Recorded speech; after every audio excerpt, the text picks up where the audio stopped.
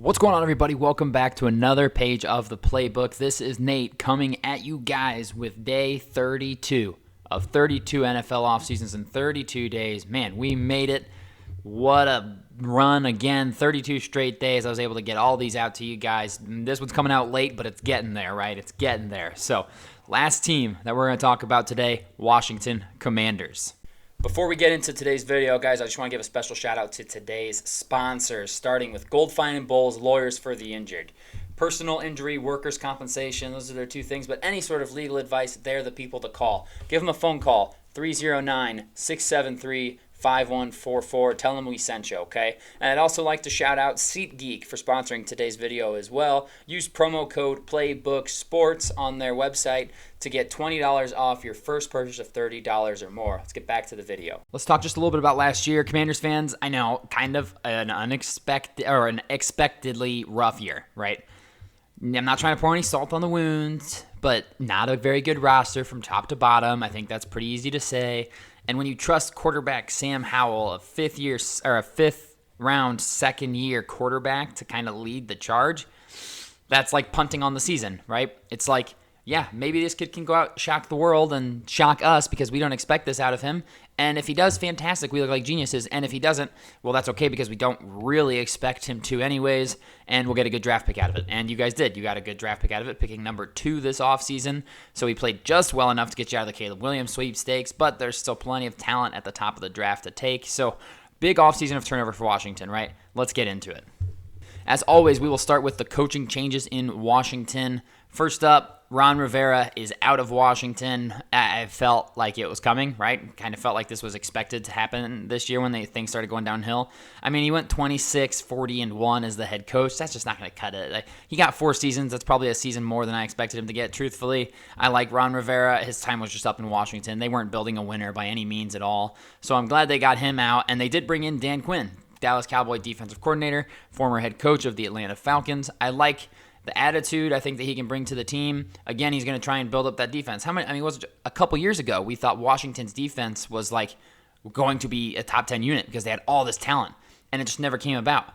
Maybe Dan Quinn can get some of that talent out of these guys, so I like that. But I also like that Dan Quinn recognized where he struggles, and that's on the offensive side of the ball. And he brought in former head coach, former offensive coordinator, Cliff Kingsbury to come in and be his OC. I like that move. Give Cliff the offense, Dan will take the defense. I think that that's good delegation. So I like the coaching changes.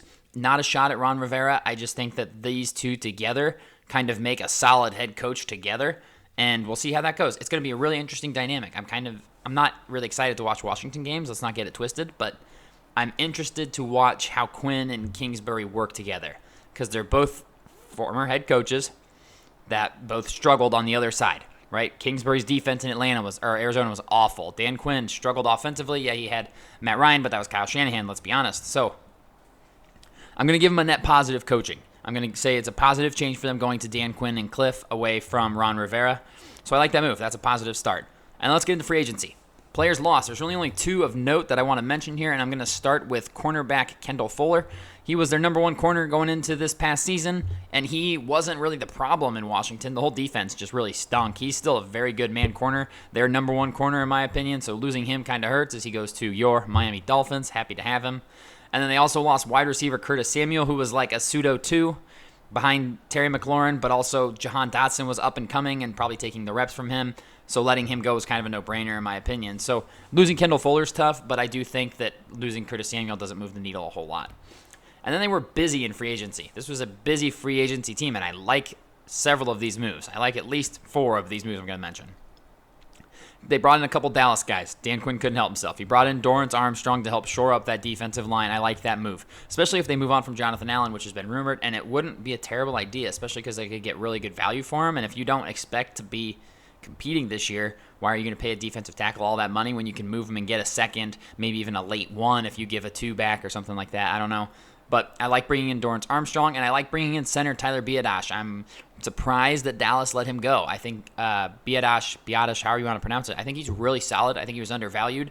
Getting him in there to help fix that offensive line, which was atrocious. I mean, straight up atrocious last year. That can only help. Biadasz is kind of a good anchor to start building around there. And then they also brought in right guard or left guard Nick Allegretti, who played in the Super Bowl for the Chiefs, had to fill in and played great. He earned himself a nice little contract in Washington. I really like that one. You're bringing in a winner. I mean, there's no other way to put it. He's been on back-to-back Super Bowl winning teams. So maybe he's not the best guard, but he is serviceable, and that is way better than anything Washington already had. So I like the offensive line changes for sure. I also like the addition of middle linebacker Frankie Louvu. He was fantastic for Carolina last season on a bad defense. They needed a middle linebacker. Didn't they have Cody Barton back there, and he was awful. Whoever their middle linebacker was, they brought in a middle linebacker last offseason, and I liked that signing at the time. It was atrocious. It was absolutely terrible. I think Frankie Louvu, on the other hand, can be a very solid middle linebacker in Dan Quinn's defensive scheme. So I like that, bringing him in a lot. And then I will mention they brought in running back Austin Eckler. He just doesn't have it anymore, sadly. And, I mean, they're paying him, $8 million over 2 years, like $4 million a year. He just has fallen off. He hit that wall. I mean, last year watching him, he had a streak to the end zone, and his top speed was 14 miles per hour. That's just not going to cut it anymore. He just doesn't have the juice. Very good safety blanket. I bet you he gets a ton of catches behind the line of scrimmage that go for 2 yards maybe. But he's not a game-breaking running back the way he has been in the past. He's nobody you really have to game plan for anymore. So I'm not really giving them points for that. But overall, I mean, I think clearly in free agency they got better. They built up the trenches. Just straight away, you've got a defensive lineman and 2 offensive linemen to come in and compete for starting positions, to have starting positions straight away. I love that. I think those are really smart moves. I think Frankie Louvu will be a leader on that defense with some young pieces, so I like that. I like their free agency, and I like their coaching changes. So far, so good. Let's talk about their draft. With pick 2 in the first round of the NFL draft, the second overall pick, they go with quarterback Jaden Daniels out of LSU. I don't like it, Commanders fans. I don't like it. Hear me out. Drake Maye's a better prospect, straight up. Let's just put aside the biases that you've now developed because you have Jaden Daniels as your quarterback and you don't have Drake Maye.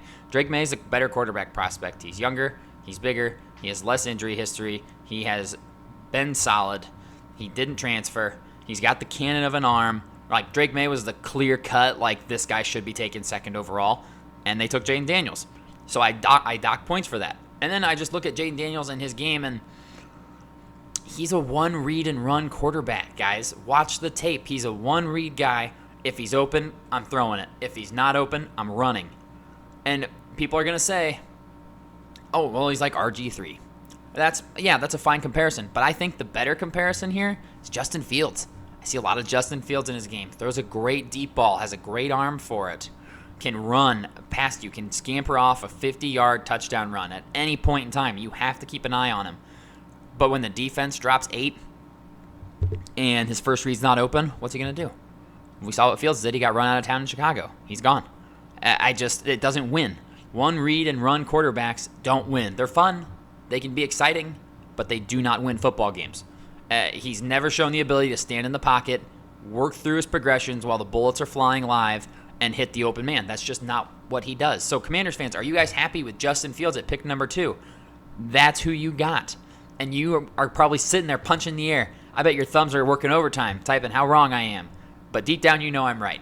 Deep down, you know that you're getting Justin Fields at age 24 already, or 24 in December, and he hasn't taken a single snap in the NFL yet. So I don't hate Jaden Daniels. I just don't think he was worth the second overall pick when Drake Maye was sitting there staring you in the face, in my opinion.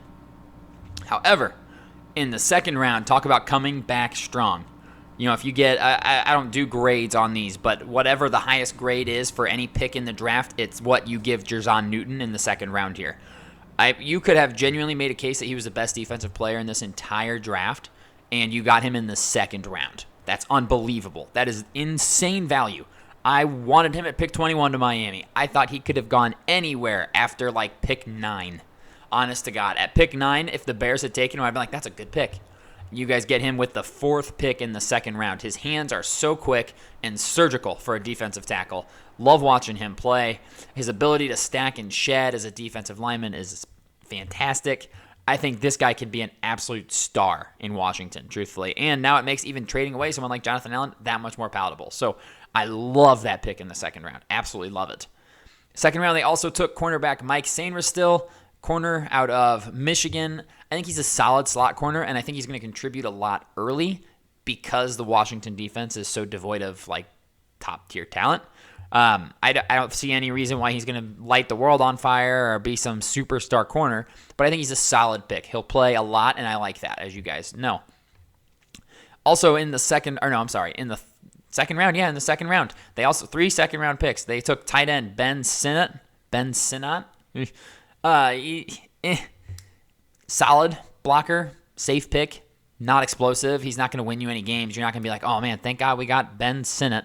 Can't pronounce the dude's name. Him, because he's just no explosiveness at all. He can block okay, and he's a reliable catcher, but he's not going to make anybody miss tackles. He's not going to juke anybody out. He's not going to run away from any linebackers or even any safeties, and he just doesn't separate at all. So it's not a fun pick at all. It's a very safe, like, okay, this guy can go out and get 300 to 400 receiving yards a season and maybe a handful of touchdowns. So whatever, nothing crazy there. I do not love the pick of Brandon Coleman in the third round, with the third pick of the third round, because I think it's because I've developed a little bit of a bias of Washington being unable to have a good offensive line. Ever since they traded Trent Williams, their offensive line has been bad, and it was terrible last year. Poor Sam Howell didn't have a prayer back there. And this guy is a developmental player. He's got all the physical tools in the world, but his technique is brutal. Pass technique and, again, the run game, his technique is just bad. Like, he needs a lot of good coaching. Can Washington provide that? I don't know. They haven't. So I'm interested to see, but the past would tell me they cannot develop that. So maybe I'm wrong. And then with the 37th pick in the third round with a comp pick, they took wide receiver Luke McCaffrey out of Rice. I mean, that's a bad pick. It's a bad pick, right? He's a fifth round player, maybe even a 6th round player. Total reach for me. He just doesn't separate from DBs. He can't separate. So then you're hoping maybe he can work across the middle.